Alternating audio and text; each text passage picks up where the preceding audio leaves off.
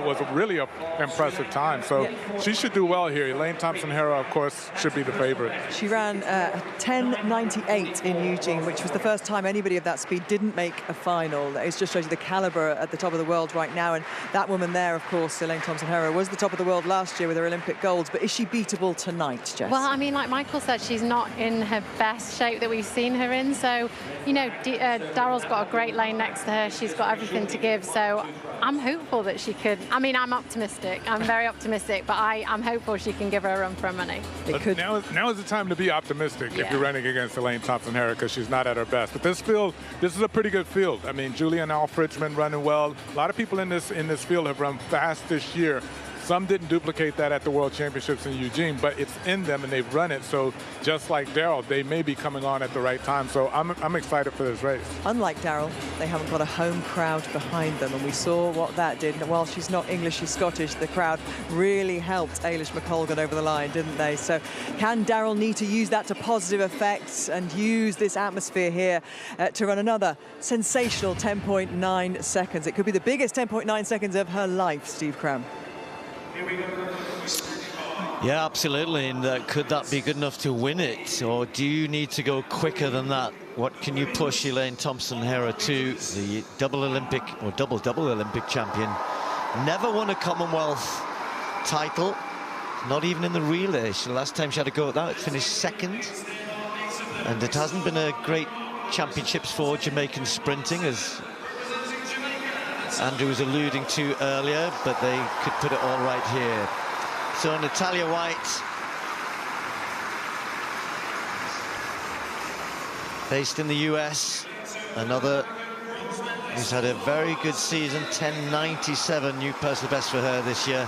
Well, making up for a very disappointing World Championships where she false started in the semi-final, and you might remember the pictures as she was castigating a picture of her own self on the TV screens as she disappeared through the corridors afterwards.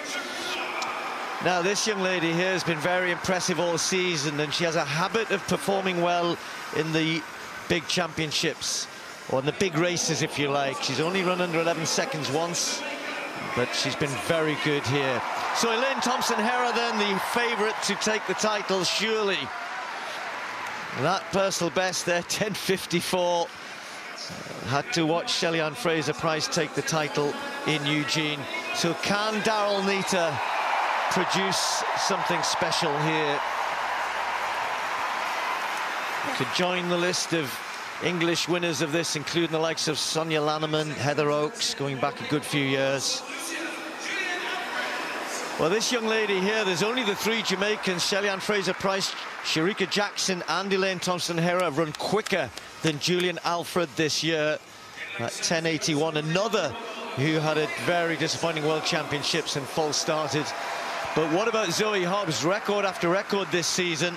The New Zealander hasn't yet dipped under the 11-second mark, but she's oh so close. And then Nokocha, another of the Nigerian sprinters based in the US.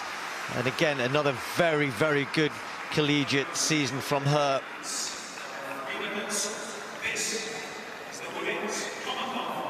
Well, Daryll Neita, her whole career, she said, I've raced Dina Asher-Smith since we were children, kids together in the Kent League and events such as that. And is this a chance for Daryll Neita to step out of the shadow of Dina Asher-Smith a little bit? Or will the Olympic champion take the Commonwealth title here? Can St. Lucia find, if not a medalist, maybe a gold medalist in lane 6? And what about Zoe Hobbs? Chances everywhere you look here. Five-time Olympic champion Elaine Thompson-Herah stepping up for the women's 100-meter final. Set. Well, it's a clean start, it's a pretty even start as well. The Nigerian going well in lane number 3. Thompson-Herah, though, the Jamaican running well in lane number 4. Elaine Thompson-Herah takes the gold medal here in Birmingham. 10.95 seconds. The 5-time Olympic champion The 100 and 200 meter champion in Rio and Tokyo at the Olympic Games, the athlete that had never won an individual Commonwealth medal at all. The women's 100-meter final at the 2022 Commonwealth Games in Birmingham stood out as one of the season's most eagerly awaited contests. The spotlight naturally fell on Elaine Thompson-Herah, Jamaica's sprinting icon and a 5-time Olympic gold medalist. Yet, despite her star-studded resume, there was an air of uncertainty surrounding her readiness. Her performances hadn't quite echoed the dominance she once displayed, leading many to question whether she still possessed the edge to overpower a field packed with hungry contenders. Earlier in the year, Elaine posted a notable 10.98 in Eugene, but shockingly, she missed the final, a jarring outcome for someone of her reputation. Still, as she landed in Birmingham, she was tagged the frontrunner. But this time, the competition was stiffer than usual. Emerging challengers like England's Daryll Neita and St. Lucia's Julien Alfred were not to be underestimated. Neita, bolstered by a roaring home crowd, had been showing remarkable consistency and was widely viewed as a credible threat, especially with Thompson-Herah not operating at full throttle. The start list featured an array of athletes flirting with or dipping under the 11-second barrier, including Nigerian sprinters training in the US and New Zealand's record-breaking Zoe Hobbs. Even in the face of this formidable lineup, Elaine managed to rise to the moment. At the gun, the field got away cleanly and evenly.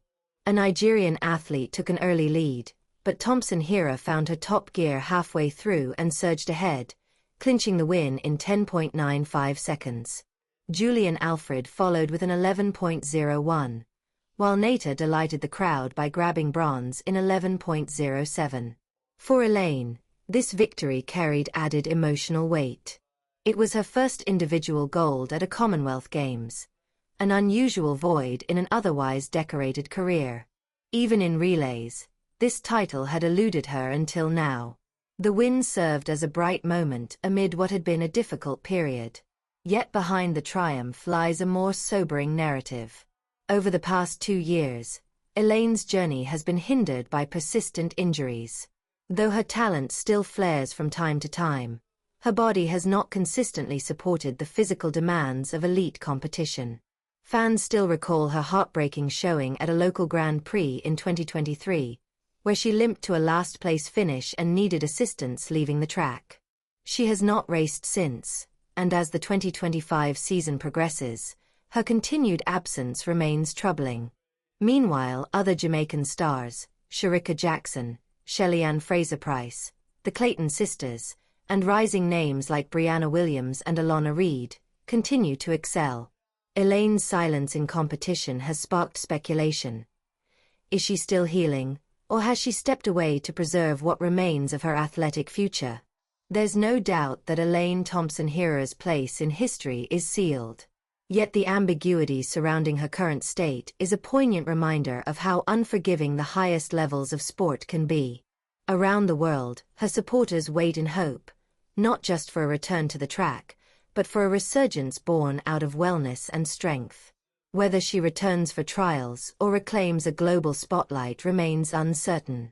But the track world watches, wishing and waiting for the Sprint Queen's encore.